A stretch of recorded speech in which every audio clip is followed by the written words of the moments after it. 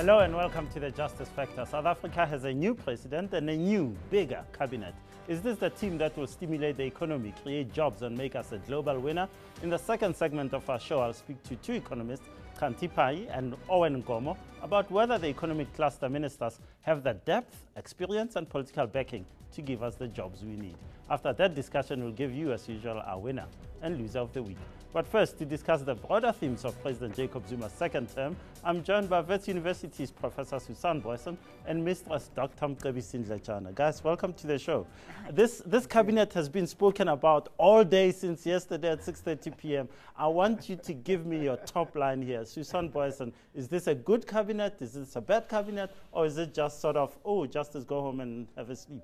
You know, we heard so much about the architecture and ministries and reshuffling this or that, combining others, but we haven't heard about what the president and probably Jeff Radebe, maybe Cyril Ramaphosa, if they give him a break in the presidency, what they're going to put in to drive this cabinet, to keep it together, to make sure they don't repeat the mistakes that they've had in the first term. And for me, if they do that, if they have the determination and that Susan Booysen, I have to stop you. I've got two economists waiting. There are the people who say on the one hand, on the other hand. I want you to tell me, are these the guys who are going to get the NDP going, give us 6% growth in this by the end of this term, or is it sort of meddling, which is what I think you're trying to say? Meddling through. There will be statistics to show that they were a success, but it will be more of the dipstick style of statistics. Evidence, yes, we did that and that, but not sufficiently measured against what they had set out to do, what they had promised the people will be happening. Although this campaign, they were very careful about the promises. Mcebisi Ndletyana, do you agree? Good to meddling to ugly? An okay team. The economic cluster, a good bunch of people. Patel, Davis is there, Lindiwe Zulu, a new team player. So economic team, very good, but you have new people that I don't even know where they come from. Wasn't this a problem, and I'll discuss it with the economists as well, but isn't this a problem for you that in the last cabinet you had, on the one hand, Pravin Gordhan and Ndletyana, and on the other hand you had Ebrahim Patel and Rob Davis, and there seemed to be the NDP here, the NGP there, and you still have the same thing? Well, I think now, because we have Cyril Ramaphosa as deputy president, and they've been talking about the NDP now for like almost a year, so we pretty much know that the NDP is going to be the foundation of government. That much is clear, and Cyril is there as the DP. And you have a veterans experienced team. And he has been there for a while.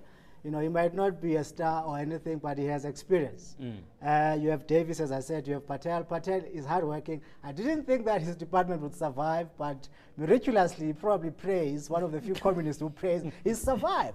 But he survived because of hard work, not so much because his department is fabulous, but because of hard work. This is a clear case of hard work being rewarded. You want to have a point there, Susan? Yeah, for me, you know, it's the story of the two sides. It's the loyalty side, was reward ones, and the constituency ones that had to be brought in, and the legacy part. Those ones who really achieve and work hard. And if this pulls through, it will be because of them, not to the others who should have been redeployed ages ago, but are retained because they represent some constituency that makes the president happy. Okay, let's start from the top. You guys spoke about Cyril Ramaphosa. Now, when I listened to President Zuma yesterday, I heard him clearly say Jeff Radebe will get the NDP and the monitoring and evaluation. He didn't say Ramaphosa will drive it. Now, that for me sounds like Cyril Ramaphosa is going to be cutting ribbons and all that. Am I wrong? You are absolutely right. I've heard so many people trying to plant the authoritative people trying to plant the idea that that is a ceremonial position. If they don't send Cyril off to make peace in South Sudan, they're probably going to tell him he's got a ceremonial role. He must go and do the cocktail parties. But yes, and they try to diminish his role, and maybe they have another design. But then it's time they start showing that design. Do you agree with that? I think both of you are wrong, actually. Yeah. Let's hear you. Yes. Well, I think the president is not as energetic as he's always been. He's nearing the end of his term. Cyril will have to run government, business, and a whole lot of other things. So he needs someone to look at monitoring. So Cyril will basically be in charge. But he's got to wait for someone to say, oh, here's a little jobby for you. No. I think Cyril will have a clear set of assignments to do. You see, you are looking at a president who's serving his second term. He's 73, 74 years old. So he won't be at the office at 9 o'clock every day. I doubt that very much. I voted for him to be at the office at 9 every day. Here you are seeing a Thabo Mbeki, Nelson Mandela kind of a setup. Zuma being ceremonial and Cyril being a hands-on deputy president. Susan Booysen? Yes, but President Mandela didn't have outstanding charges on arms deals that may come back to haunt him. So it's in President Zuma's interest, whether one can see his face, he looks very tired compared to 5 years ago. But it is interest to keep his finger right there and to make sure people continue, that close circle, continue loving him. And he actually has got a bit of an upper hand. He's got a reputation for reshuffling cabinets. He reshuffled just about annually in his previous term. And as long as people know he can do that, they are not going to be ganging up against him and make him a lame duck president. He's going to be quite a powerful duck. Okay, let's look at the NDP. As you said, it's been spoken about again and again and again. On Saturday at his inauguration, President Zuma said, radical transformation of the economy. He went out on the lawns and said, don't be scared because we're going to do some stuff that's going to make people go, whoa. So, and then yesterday, as he announced the cabinet, he says again, huge socio-economic transformation of the economy.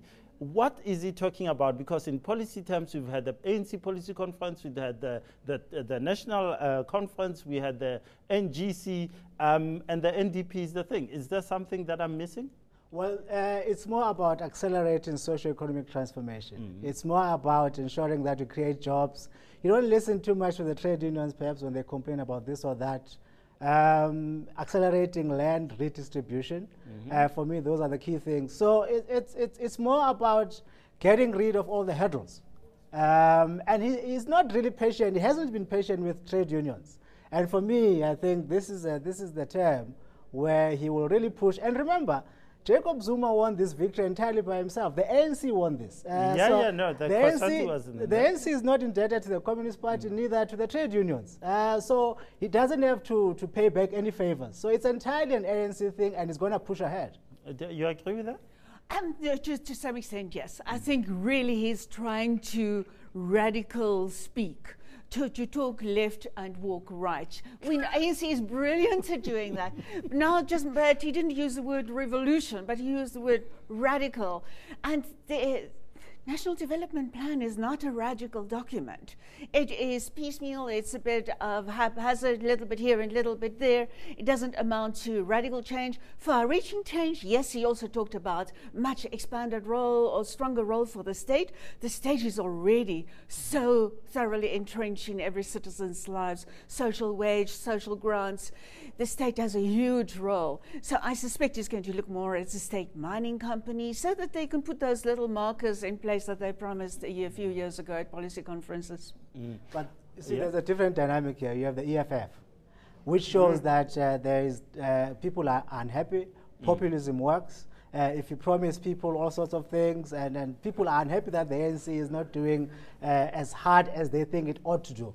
So if you don't act on employment, for instance, unskilled laborers, if you don't create those kind of jobs, EFF is going to take up all that support. So the ANC has to do something to ensure that populism doesn't thrive. Yeah, does it have to implement or does it have to talk left? It has to implement. That's the thing. It has to implement. It has to force, for instance, I think it has to talk tough with the private sector. There are certain minerals. We produce a whole lot of minerals in this country, and yet we don't beneficiate. We export most of them. Why aren't you creating enough jobs? Business has been complaining, whining most of the time, and the ANC has been comfortable, moderate. So it's now time for the ANC to act, not only talk, but act quite hard. But if they don't act very hard, remember, we've got a very powerful Ministry of Communication, Information. They will talk to us until we believe this is the revolution. Is this a sunshine ministry, you're saying? Oh, the sun shines out of every corner of that ministry. Okay, 5 seconds each of you. Accountability. We've all said, I mean, for me, one of the things about the NDP is that actually this is a fantastic piece of work, piece of vision, perhaps a bit of policy in there. Are people going to be held accountable? Is he going to fire as many people as he fired in his last term? Will he achieve his goals? I don't think he's going to fire as many. He's going to be very careful to play very strategically, but to have the threat to be able to do that big time, that will really help. But also remember, this is a huge executive. These people are taken out of the legislative. Close to a third of the ANC MPs in Parliament National Assembly are now going to be in executive. They immediately removed from that assembly as accountable institutions. So, not a good story. He might not be too keen to fire because his presidency is very delicate. Court cases, this and that, and we have an example of a president who was once recalled. So you don't want to create too many enemies because you're not comfortable yourself on your seat. So the president will take it easy. Mcebisi, Ndletyana, Professor Booysen, thanks so much for your time. After the break, we ask economists Kanti Pai and Owen Komo whether Ndletyana has the political clout to whip his cabinet colleagues into line. News that moves. ENCA.com.